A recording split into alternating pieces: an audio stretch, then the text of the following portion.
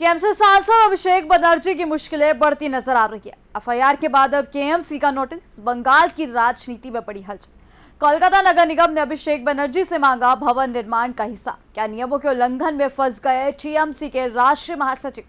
कालीघाट और हरीश मुखर्जी रोड स्थित आवासों पर उठे सवाल, सुरक्षा वापस, एफआईआर दर्ज और अब निगम का नोटिस। क्या बंगाल की राजनीति में बदल रहे हैं समीकरण? तो चलिए इस वीडियो में हम आपको बताते हैं विस्तार से, लेकिन उससे पहले स्वागत है आपका RN9 न्यूज पर। मैं हूं आपके साथ तमन्ना चौधरी। पश्चिम बंगाल के राजनीति से इस वक्त की बड़ी खबर सामने आ रही है, जहां तृणमूल कांग्रेस के राष्ट्रीय महासचिव और लोकसभा सांसद अभिषेक बनर्जी की मुश्किलें लगातार बढ़ती दिखाई दे रही हैं। पहले चुनावी बयानबाजी को लेकर एफआईआर दर्ज, फिर उनकी Z+ सुरक्षा भी वापस ली गई और अब कोलकाता नगर निगम यानी केएमसी ने उनके खिलाफ नियमों के उल्लंघन को लेकर आधिकारिक नोटिस जारी कर दिया है। आपको बता दें कि यह नोटिस कोलकाता के पोश इलाके कालीघाट रोड और हरीश मुखर्जी रोड स्थित उनके आवासों को लेकर भेजा गया है। निगम ने निर्माण कार्यों और भवन नियमों के पालन को लेकर कई सवाल उठाए और अभिषेक बनर्जी से ही दोनों मकानों की स्वीकृत बिल्डिंग प्लान पेश करने को भी कहा है। ऐसे में बंगाल की राजनीति में एक बार फिर हलचल तेज हो गई है। टीएमसी सांसद और पार्टी के राष्ट्रीय महासचिव अभिषेक बनर्जी एक के बाद एक नए विवादों में घिरते नजर आ रही हैं। कोलकाता नगर निगम ने उनके 2 आवासों को लेकर आधिकारिक नोटिस जारी किया है। ये नोटिस कोलकाता के कालीघाट रोड और हरीश मुखर्जी रोड स्थित संपत्तियों से जुड़ा हुआ है। सूत्रों के मुताबिक निगम ये जांच कर रहा है कि इन मकानों के निर्माण के दौरान सभी शहरी मानदंडों और बिल्डिंग बायलॉज का पालन किया गया था या नहीं। कोलकाता नगर निगम ने यह कार्यवाही निगम अधिनियम की धारा 401 के तहत की है।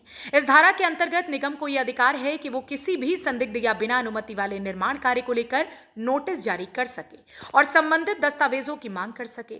नोटिस में सवाल उठाए गए हैं कि क्या इन दोनों मकानों के निर्माण के लिए तय नियमों का पालन हुआ था, क्या किसी अतिरिक्त निर्माण या विस्तार के लिए निगम से अनुमति ली गई थी। साथ ही अभिषेक बनर्जी को निर्देश दिया गया है कि वे दोनों संपत्तियों की स्वीकृत भवन योजना यानी बिल्डिंग प्लान निगम के सामने प्रस्तुत करें। इस कार्यवाही के बाद बंगाल की राजनीति में हलचल और तेज हो गई है।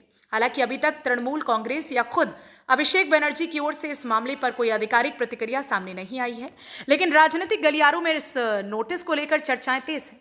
विपक्षी दल इसे नियमों के उल्लंघन का मामला बता रही हैं, जबकि टीएमसी समर्थक इसे राजनीतिक दबाव की कार्यवाही के तौर पर देख रहे हैं। गौरतलब है कि इससे पहले अभिषेक बनर्जी के खिलाफ Bidhannagar north cyber crime police station में एफआईआर भी दर्ज की गई थी।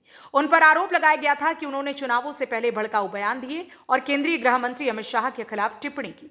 यानी एक तरफ कानूनी कार्रवाई, दूसरी तरफ राजनीतिक विवाद और अब निगम का नोटिस। अभिषेक बनर्जी लगातार दबाव में दिखाई दे रहे हैं।